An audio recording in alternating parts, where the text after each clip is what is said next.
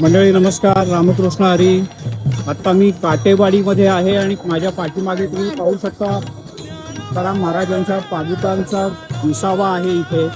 इथे अत्यंत उत्साहात काटेवाडीतल्या ग्रामस्थांनी आणि इथल्या परीट समाजाच्या वतीनं धोत्राच्या पायघड्या घालून या पालखीचं स्वागत केलं. आणि हे स्वागत करताना या सगळ्यांचा उत्साह जो होता तो वाखाणण्यासारखा होता. या सगळ्यांचा प्रयत्न होता की एकही पाऊल या तुकाराम महाराजांच्या पादुका ज्यांनी उचललेल्या आहेत त्यांचं एकही पाऊल हे रस्त्यावर पडू नये, तर त्या धोत्राच्या पायघड्यांवरतीच पडावं. आणि त्यासाठीचा त्यांचा हा प्रयत्न, त्यांची धडपड.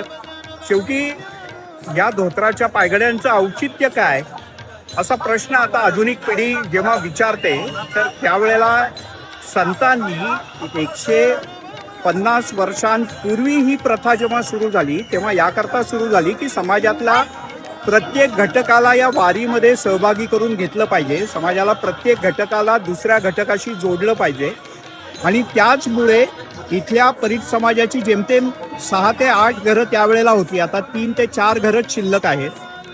या समाजाला सुद्धा वारीशी जोडावं हा संतांचा त्यावेळेचा उद्देश होता.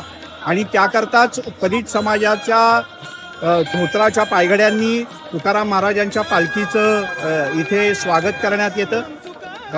काटेवाडीतल्या लोकांमध्ये उत्साह प्रचंड आहे, यात काहीच वाद नाही. पण ज्यांच्याशी बोललो काटेवाडीत आल्यापासून सगळ्यांनी आवर्जून याचा उल्लेख केला की अजितदादा असताना जो एक प्रचंड उत्साह वेगळ्या प्रकारचा असायचा, तर तशा प्रकारचा उत्साह मात्र आता दिसत नाही. सगळ्यांच्या बोलण्यामध्ये ती खंत आवर्जून जाणवली, त्याचा उल्लेख करणं गरजेचं आहे.